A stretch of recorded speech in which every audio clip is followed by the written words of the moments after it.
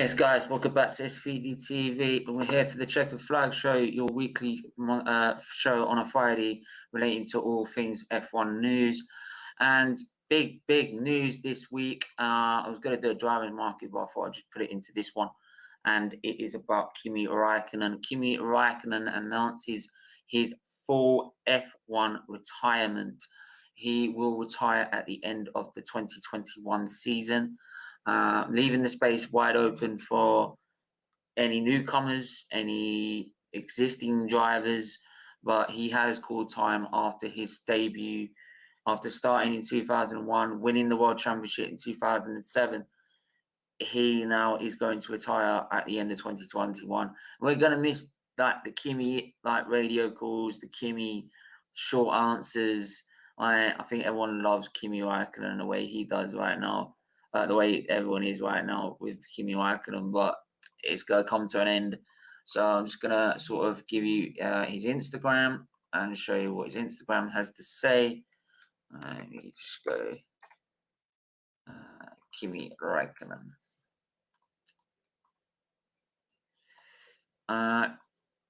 Just going to show Kimi Räikkönen's statement. He posted it on Instagram ahead of the Dutch Grand Prix this weekend. You can see loads of pictures. His first start in a Sauber in 2001. 2007, you can see pictures there of him in the Ferrari.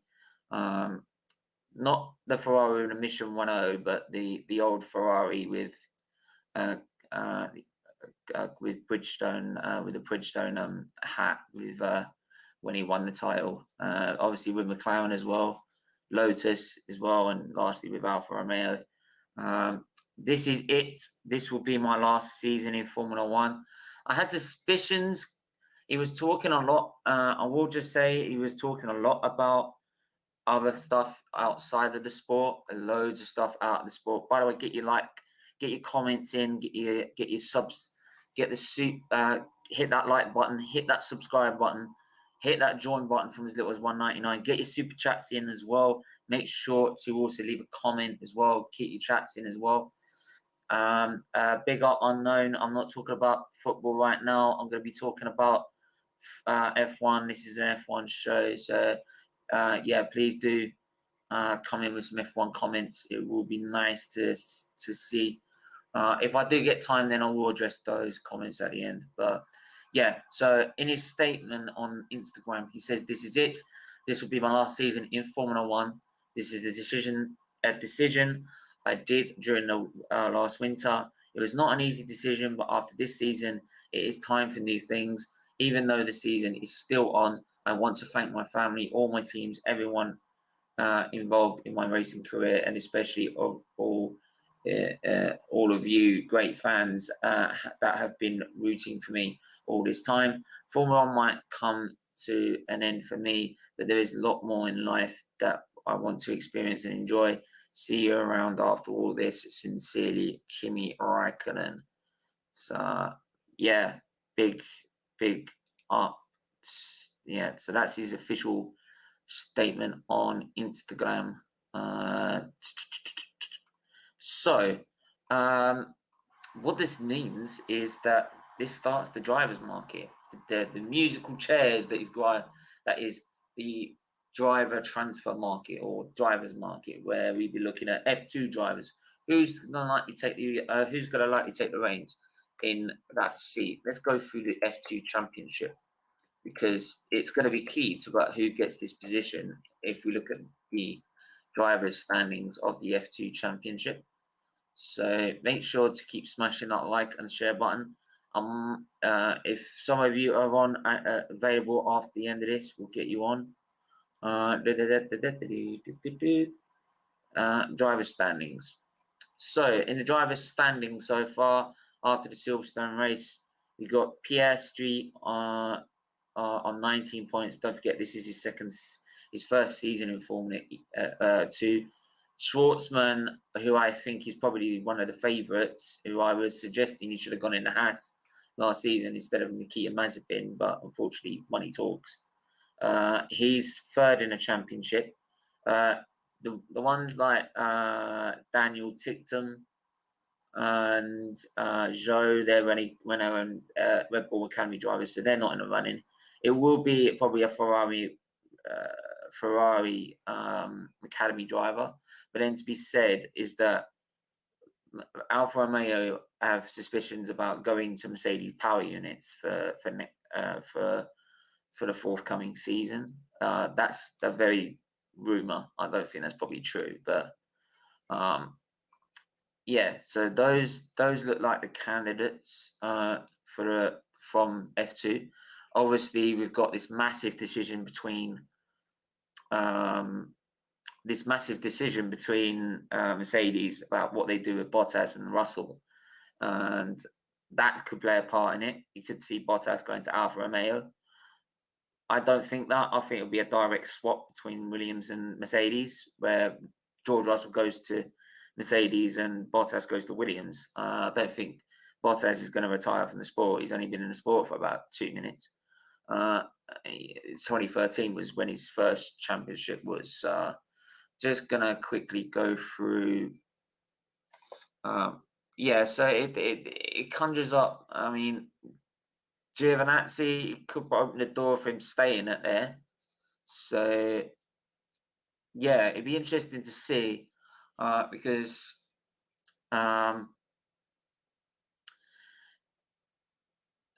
like I just said, I think Giovinazzi will probably stay in his seat, and then it's that conjure up with whoever comes from F2. I think because like there's some seriously quick drivers there that deserve their chance. And now for Romeo, well, we don't know what's going to happen until next season, but they could be in a very positive position next season. So, so it'd be interesting to see. So, let's move on about Lewis Hamilton, about the Belgian Grand Prix.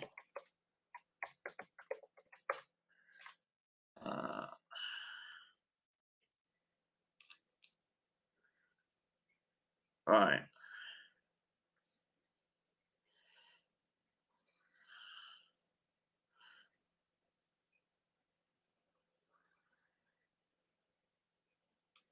So yeah, I'm just gonna bring this up from BBC Sport. Change the over. Thank you, Talk. Big up, Talk. Always helpful reminder. Does always help because yeah. So Belgian Grand Prix. Make sure to smash that like button, subscribe, guys. Get your comments in. Get you and join the membership scheme as well. Really does help you do that. So obviously the Belgian Grand Prix. What a farce that was. Lewis Hamilton Belgian Grand Prix was a farce in his opinion. Lewis Hamilton has criticised the aborted Belgian Grand Prix as a farce and accused Formula One of cynicism in the way it ran the rain-hit race. Hamilton says drivers were sent out for 2 laps behind a safety car solely to secure an official result. Writing on Instagram, we should have called it quits, not risk drivers, and most importantly, we funded fans who are at the heart of our sport. There is no moment today when we would have been able to race. F1 rules dictate the field must complete 2 racing laps for points to be awarded. Money talks. It was literally the 2 laps to start the race. The sport made a bad choice today. So yeah, and I totally agree. This has got nothing to do with This has got nothing to do with about the fact he's lost points in the championship. Right. This is solely about not putting on the show for fans, right? Fans pay a lot of money. They pay a lot of money, right? I'm literally going to just go off here and show you how much it would cost to go to the Belgian Grand Prix, right? Free tickets. So tickets for 2022. So like £176 for a Formula One weekend. Right, just Sunday alone is £162. Right, absolutely a fortune. Right, £24 just to power up the car there. So it cost a lot of money, So they can't afford that. These fans, when they pay all this money, they want to see a race. And like when you get that amount of money played into the sport like that, you want to see a spectacle. You want to see the greatest drivers in the wet fighting it out for position. But then again, you've got a concern with safety. Now, the F1, they decided in the end it was the right decision because of a safety grounds. There were drivers still complaining about aquaplaning during the race, during the formation laps. For aquaplaning, for anyone that doesn't know what aquaplaning is simply when the tread depth you've got on a tyre, so you see the tread that you've got on your normal road tyres, right, like you have on the road. The reason we don't have slicks is because they won't lose. The reason they won't have slicks on the road is because if it rains, it would just be like skating on ice. So basically, what that's a lot. It is a lot of money. Trust me, the British Grand Prix is much more expensive. Right, is much more expensive. I'm telling you now.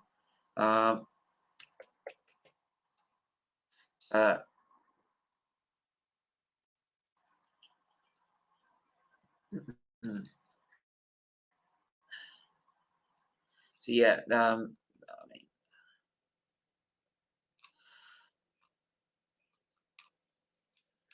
so yeah, the like some of these like prices like are extortionate.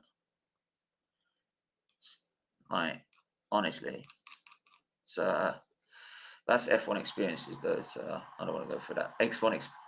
Like when I went to the British Grand Prix, we had an F1 experience package. It was around about $2,000.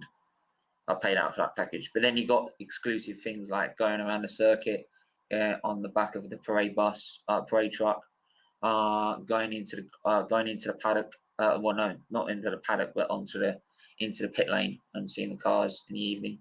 So you got special perks for that, but like usually it's about 300 quid a ticket to sit in the grandstands. But anyway, it's like I was saying, with aquaplaning, with the tread depth of the tyre that you've got, if that fills up with water and gets overloaded with water, it fills up, which these tyres can chuck out, the wets they were on could chuck out 60 litres of water a second. If they get more than that by hitting a puddle or anything like that, all that tread depth of water fills up with water and it becomes like a slick. It becomes like driving on ice. So you just slide off the road. So whether you braked or whether you steered, it will just go straight on. You couldn't stop. That's the problem with aquaplaning. So it's incredibly dangerous if you're doing something that's 7 miles an hour. But if they put a brake on the pedal and it don't go anywhere, it just keeps going. So for a safety point of view, they had to stop the race.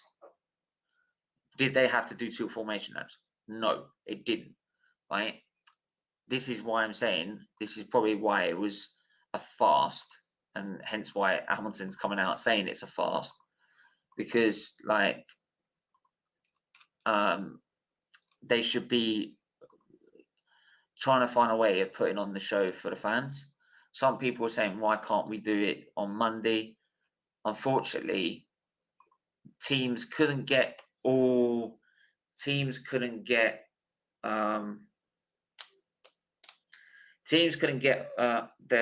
the stuff packed and into the Dutch Grand Prix logistically in time for the next race if they did the race on a Monday. So they couldn't do it. If it was a 2-week gap between that and a Dutch Grand Prix, they would have been able to probably do it on the Monday. But when they tried to offer it during the Grand Prix, most teams were like, we can't do this. We can't logistically do this. So F1 was caught in a very, very, very difficult situation. I mean, like there was like a situation where it had been so many hours since the race had started, like Perez could have had a freaking power unit change. And they fixed it. They crashed on the way to the grid, so he wasn't there for the grid start. And when they formed up in the pit lane, this just sat there for so long that he actually got his car repaired in time. So he could have started the 2 more formation laps if he wanted to. So, like, and again, people, they said on the radio, is it possible to have Sergio back in the race? And I went, there's no war against it. So they were going, they were like putting, there was rules there that weren't there because they've never been in that situation before. So they've never needed to create the rules. Now what you'll see is probably next season is that if this happens again, you will not be able to start the race if you've crashed out on the way to the grid. If you've crashed out, you've crashed out. So, yeah, so there's just so many different aspects of it where they've never been in that situation before. So, in essence, yes, they should have probably just cancelled it. No points, no nothing, just cancel it, right, and refund the fans. But 2 laps behind the safety, that they did 2 laps behind the safety car, because in the end, money does talk, and half points was awarded. And I think most of everyone that I knew, and I even knew Verstappen fans were saying, why the hell, because Verstappen won the race, by the way, why the hell are they getting points when they've done nothing? They haven't done anything all Grand Prix. So, yeah, I get that. So, like I said, like, it was a very difficult situation to be in. I don't think any decision they could have made would have been the best decision they could have made. But like I said, money talks. So there's not much we can do when money talks. So there we go. So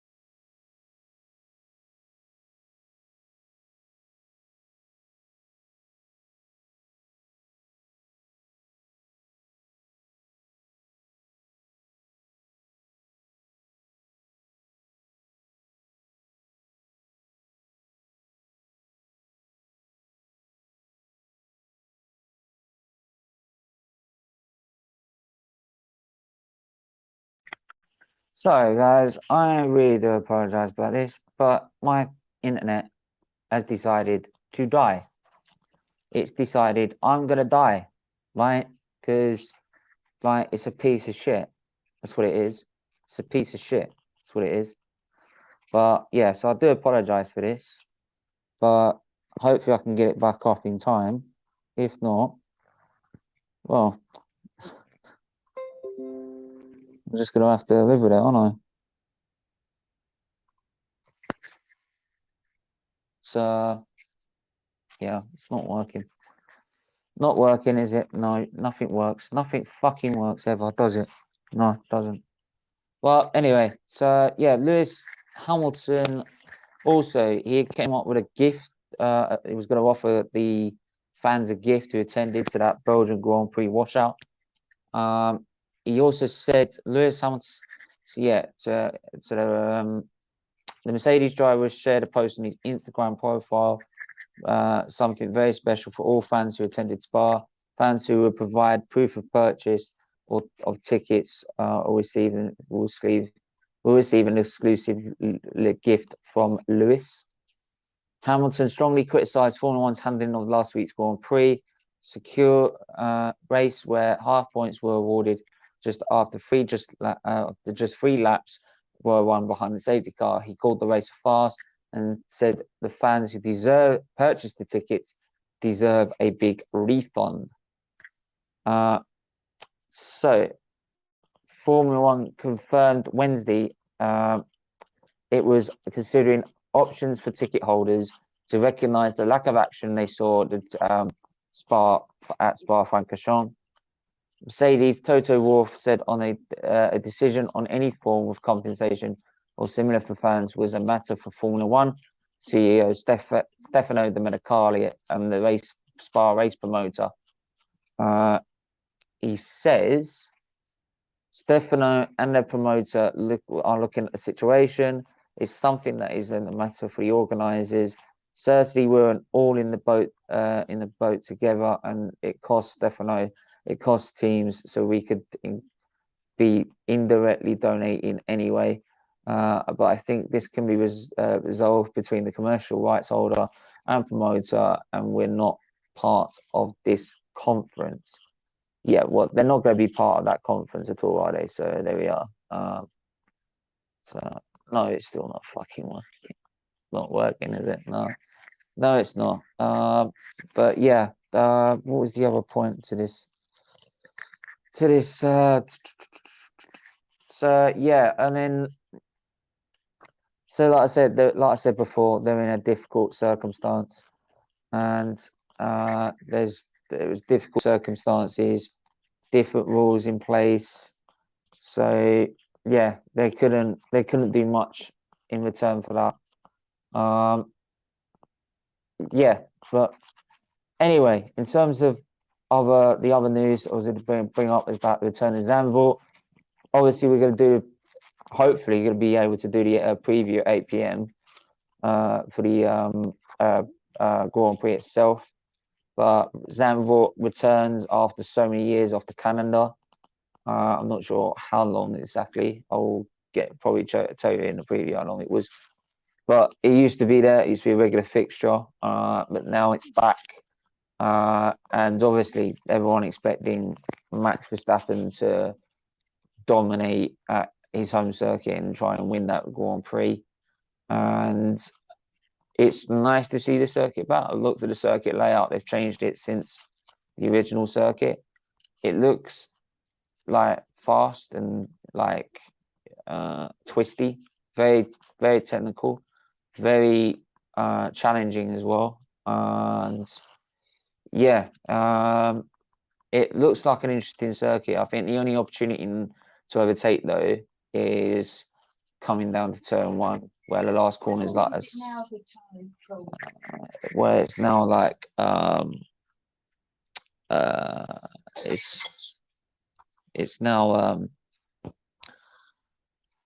a difficult just say coming off the last banking, the turn which is banked, bit like how it was in Indianapolis, but it's a banked last turn that will lead into turn one. And that's pretty much it. That's pretty much the only overtaking position you can find, really. I don't think there's anything else you can possibly do. It'd be interesting how the tires last as well, because it's quite demanding on the tires. But yeah, we'll wait and see how it develops. How it challenges the drivers, because every new circuit's going to be challenging for any new driver, for any of the drivers. So, but from what I've seen so far, the drivers do like the circuit, they do like the challenge, and we'll have to see what comes from that. So, yeah, you never can tell these things, but there we go.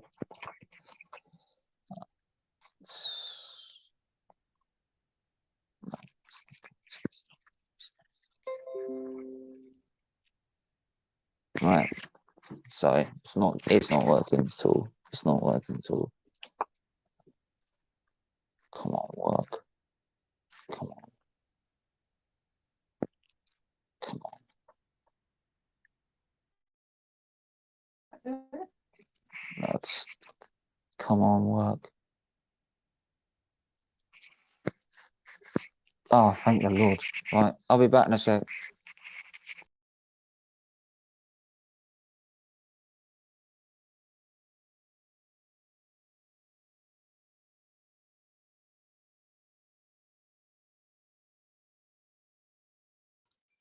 And we're back. I do apologise for that fucking internet. Right, honestly, go chuck out the fucking window. Right, Sky, useless. Sky, fucking Sky. Honestly, do me a favour. Yeah. So, like I said, Zaandvort's gonna be a unique challenge. I want to try and now we're back. I can actually show you the actual circuit itself. Right. So let's have a look. Zaandvort circuit.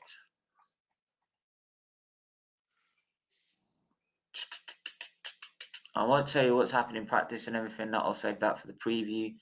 But I just want to show the circuit itself. The Dutch Grand Prix. So yeah. Make sure to smash that like button and subscribe button, people. Please hit the share button as well. Really, really important you do that. Please share the stream, right? Share it as many viewers as you can. And please do put your super chats in. Get your the membership scheme.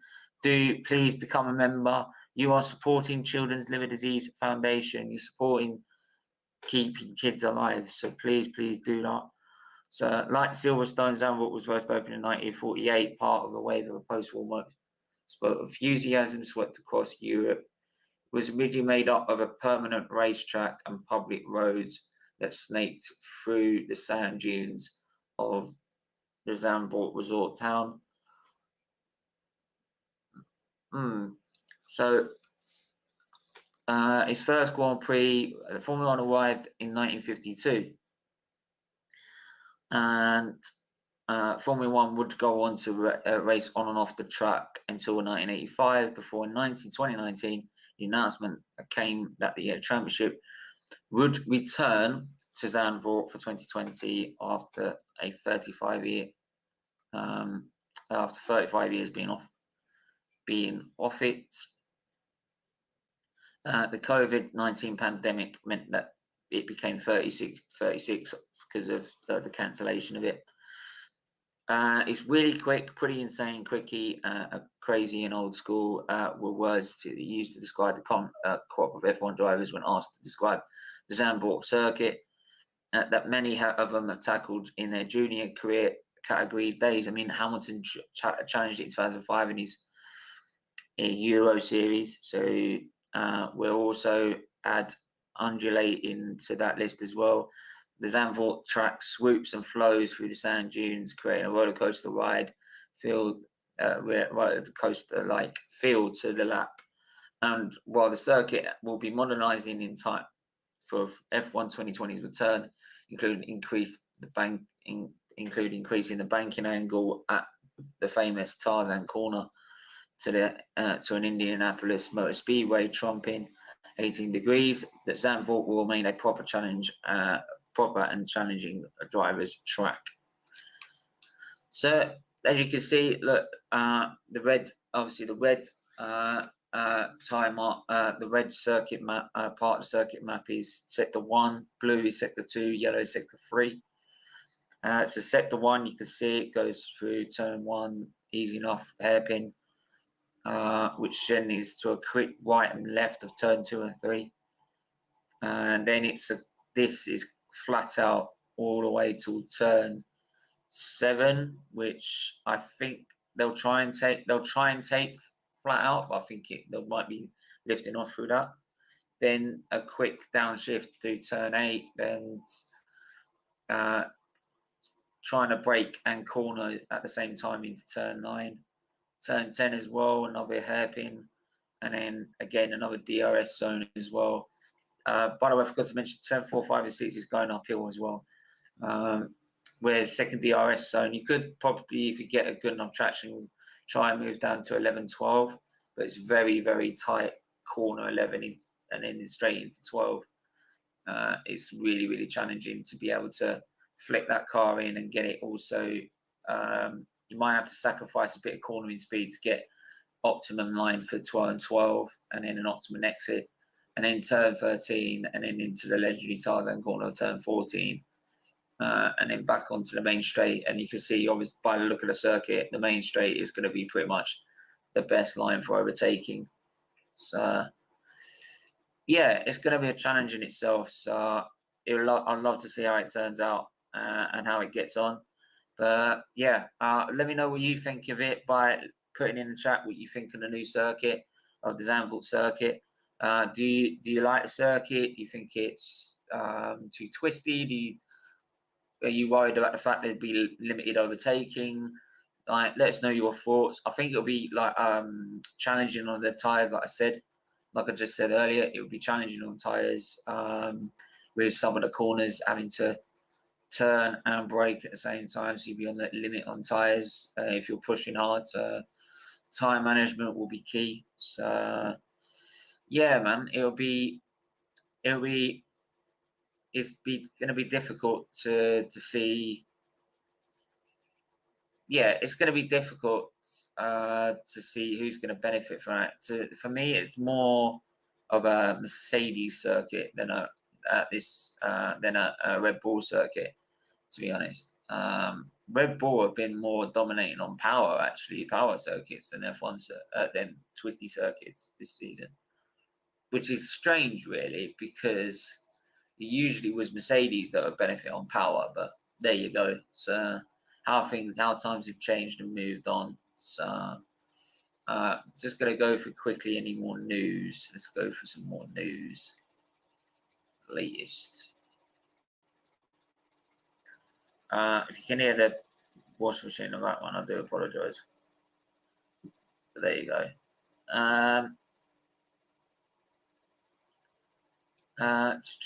Try and find some more. Yeah. So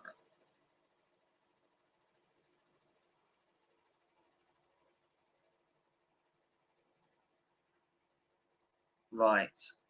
So I'll give you a bit more about the battle between Bottas and Russell for this Mercedes seat in 2022.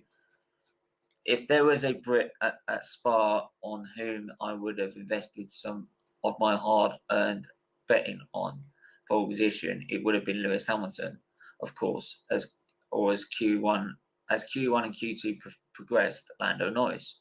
That wasn't rocket science. Would it have been George Russell? No, to be honest, not unless he was in a Mercedes. But George on pole at Spa in a Williams, give me a break. I love romantic underdog stories and remain enormously fond of Williams with Francis Patrick in charge there anymore. That one seemed much too far of a stretch until the times showed that George just picked Lewis and just Max Verstappen's respectable first push laps of 2 minutes 1 and 2 minutes 2, and in 2 minutes. Yeah, I mean, it's like surely like getting second on the grid with a at Spa with a Mercedes with a Williams. Surely that's telling everyone he is ready to take the next step, to be that next step, to be he surely is ready to be on the Mercedes ship, to be in the Mercedes seat. So Hamilton, before anyone wants the question about Hamilton, about he doesn't want Russell, he's got a clause in the contract or anything. Right, just listen to this. Here's the future. Hamilton happy if incredibly talented Russell becomes teammate for 2022. Lewis Hamilton has said that George Russell could thrive in Mercedes environment if the 23-year-old is brought to replace Valtteri Bottas for his teammate in 2022. With Hamilton adding that he would welcome Russell's arrival in the squad, saying his fellow British driver was the future. Speculation in the paddock has mounted that the current Mercedes driver, Bottas, has destined to head to Alfa Romeo following the announcement of Kimi Raikkonen to retire at the end of the season. And with Russell then embarked to take Bottas's place at Mercedes should it happen. And Hamilton, who qualified behind Russell last time out in the Belgian Grand Prix after a sensational lap by the Williams driver, said he would be happy for Russell to be his teammate in 2022. I honestly think it would be good. I think George is an incredibly talented driver. Clearly, I would say probably the only highlight from last week at Spa was his qualifying lap. It was amazing. I think he's humble and I think he's got a great approach. Naturally, being British, I would imagine probably helps in terms of communication. He's the future. He's one of the members of the future of the sport.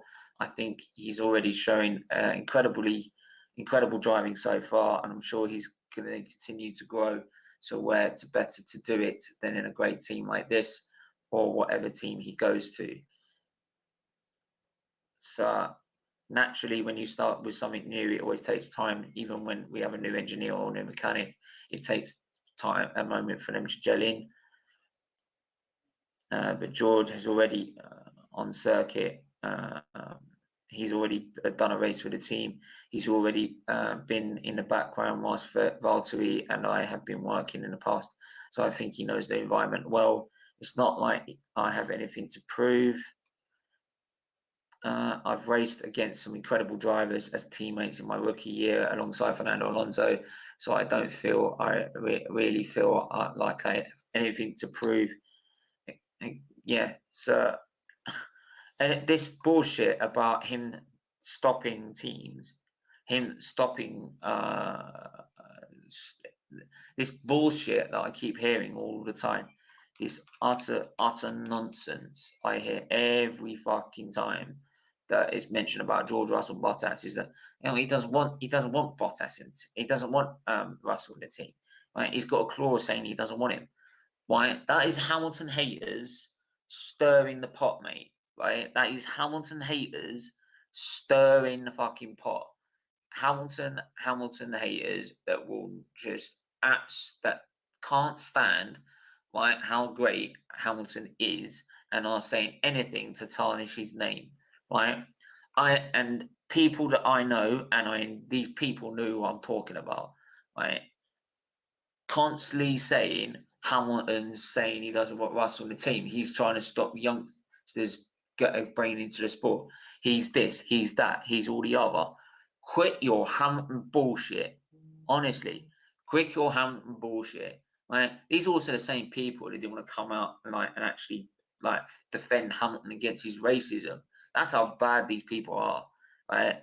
Let's get it right. Right? These people, right, didn't want to support Lewis through his racism. Let's not beat around the bush here. Let's not beat around the bush. I'm not hearing excuses like, I didn't hear it till Hungary. I didn't hear it till this. I didn't hear it till that. Right? Let's just not, right? If you're an F1 fan, you knew Hamilton was getting abused straight after the Grand Prix. Don't give me that bullshit, right? Especially if you're a Verstappen fan.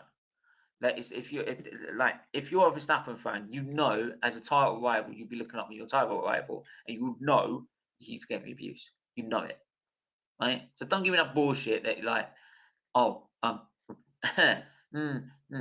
like I never saw it until Hungary. Bullshit, right? Right? You knew exactly what's going on. You didn't want to fucking speak about it. You'll speak about fighting against it when it suits your agenda. That's basically what it is. When it's the people you want to defend, not everyone in general. Like you only defend it when it's your the people you're supporting. Yeah.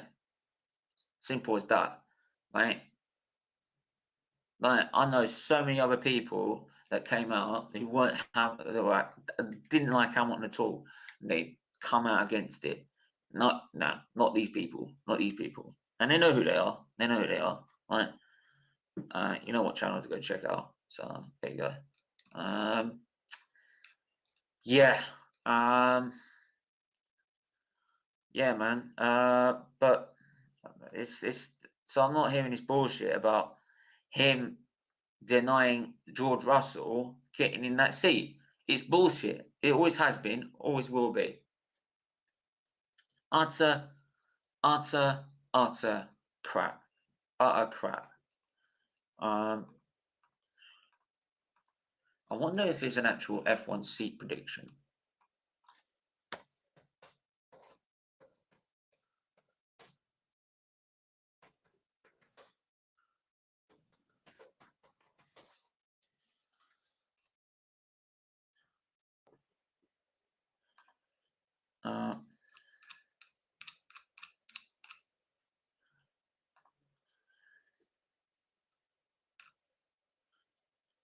I'm trying to see if there's a big prediction for it.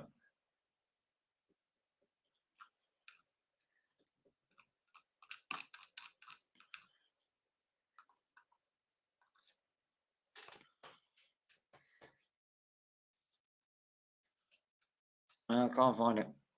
Can't find it. But yeah, by the way, other news and also the market as well is that Fernando Alonso, I just saw there as well, Fernando Alonso will be extending his stay at Alpine till 2022. I will go further on that when I do a driver's market this at some point this month. But yeah, anyway, we're gonna have to call it there actually because I've got the preview at 8 and I've got to prepare for that. So I've got to get an update on FP1 and FP2. Interesting things that are happening in that 2 sessions. I suggest you go check them out. The highlights videos are on YouTube. So are done by F1 on YouTube. So go check it out. But we're back at 8 p.m. for the preview for the Grand Prix itself. So I did a match reaction earlier for the England game. But what I will do is I will just quickly mention before I go about the abuse that was given to the England players during the game. It's despicable. It's wrong. I'm not going to jump the gun and say that it's all to do with being in that area because we've quite clearly seen in Euros, at the end of the Euros, we've got our own problem. Right? We've got our own problem on these matters. I'm actually just gonna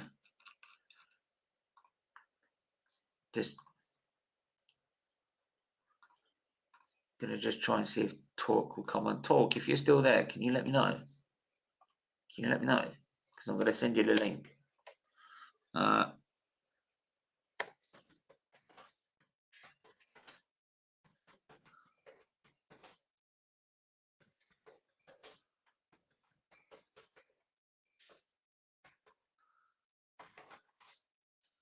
Just just going to quickly copy that and post it in the group. So yeah, I'm also just going to quickly drop the link. So yeah, I dropped the link in the chat as well. Yeah, so as you all know, is that there was abuse during that game last night, and I'm not going to beat, like I said, I won't go beat around the bush and said it's all them, because we got our own problem in this. We all got our own problem in this country. After the Euros, it's clear to see that we've got our own problem, and we need to address that problem. But again, we still need to call it out when it happens, no matter where it is in the world. It's wrong. It's disgusting. It's vile. It's no place in football. But I'm not surprised now. It's like, you're not surprised now because these people called UEFA, these people called FIFA, they're not even cahooting together. Like they said last night, they're not even coming together about doing a worldwide ban on these nations from Euro tournaments or World Cup tournaments. By all means, I'm not surprised England weren't banned, right, after the Euro final. I wasn't surprised, right? But again, like, it was again, if you're gonna punish them. Don't let them turn up. Stadium mans aren't working. They don't care. The ultras still will do what they want to do and still keep doing this shit. They know it will still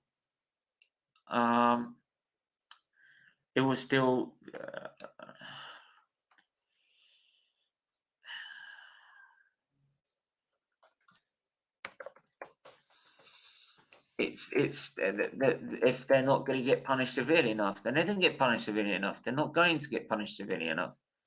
So there we go. So, like, it's to a point. What's the point in this? What's the point in this? It's absolutely like, it's wrong, it's despicable, and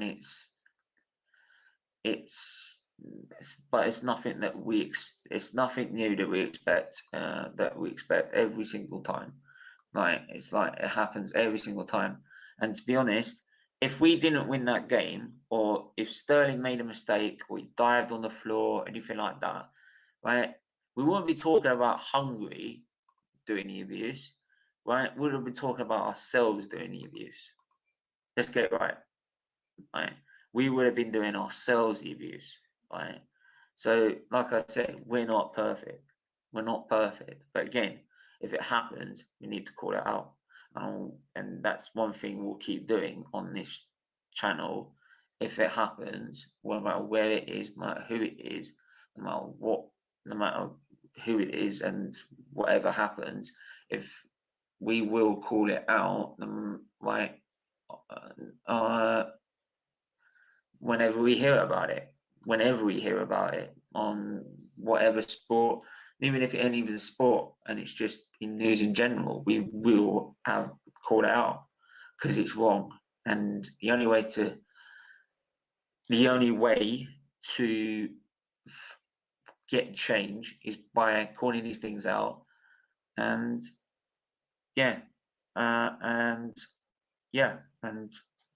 affecting change. Simple. But anyway, we have to leave it there.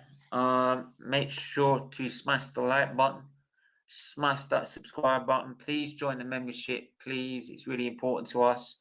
It's donating to children's liver disease. It's donating to kids, right, for crying out loud. So please do that. It really is important. Smash the like button, smash the subscribe button, hit that join and share button, and we will speak to you at 8 o'clock. Until then, for the preview of the Dutch Grand Prix. Until then, stay safe, stay well. I'll speak to you soon. Take care. Bye-bye.